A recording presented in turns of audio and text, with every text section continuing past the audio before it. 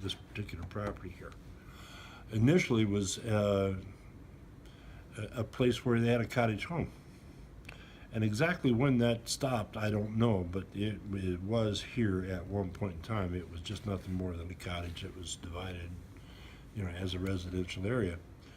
That changed somewhere right around about 1923.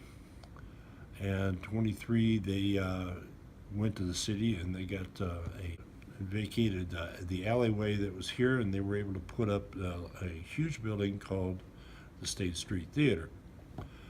Now, the State Street Theater basically went from State Street to Sibley Street and everything in between. But we do know that the building was completed in 1925. And it operated as a wonderful state-of-the-art theater for its day, seating about somewhere right around about 1,500 people, I think. And it had air conditioning. It was really nice inside. That ended in 1927. Now, there's a lot of different things and thoughts about the reasons for this happening, but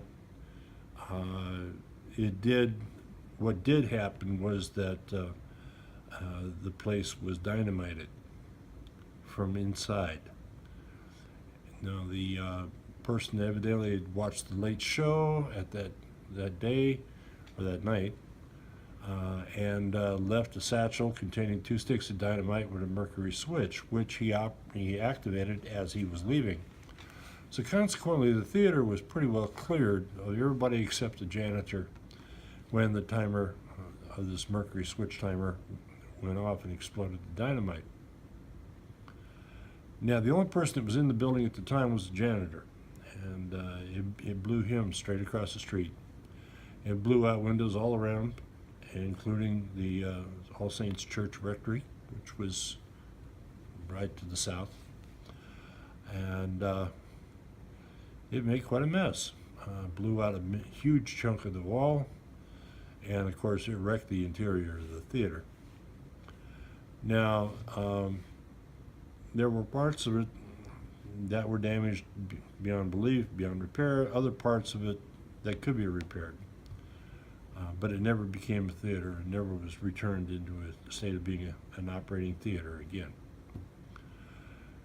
Now, the gentleman or the janitor that was blown across the street, he was the first person arrested for this.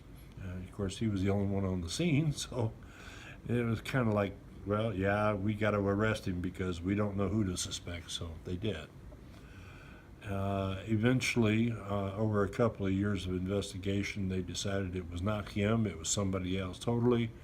Those other people were arrested and did go to jail. There are different speculations out there about it being a mob hit, which it probably was at the time. Exactly who said what to when about that, I'm not really sure. After it became a theater and after it was blown up, and they did rebuild the wall, or either that or tear part of it out, a lot of the structure remained. And over the years thereafter, it was put into use. There for a while, this was the first A&P grocery store in the city of Hammond. That was down on the first floor. The second floor, I understand, was turned into a roller skating rink. And there were people that around today that'll still tell you that they went up there roller skating while their parents were down shopping. And there were people that were down there shopping while their kids were up there. Remembers the sound of those skates overhead. The building fell into disuse somewhere in the 60s. The Hammond Public Library bought the property in 1964. And then they began the process of tearing the old building down in 66 and erecting what was the Hammond Public Library and what is this building today. The process of rebuilding, a building of the library was completed in 67 and has been operating as a library ever since then. And what you see here today is what started out as the old State Street Theater building. Their times have changed and the people have changed, and so this property has changed, but it is still the same place where this all happened once upon a time.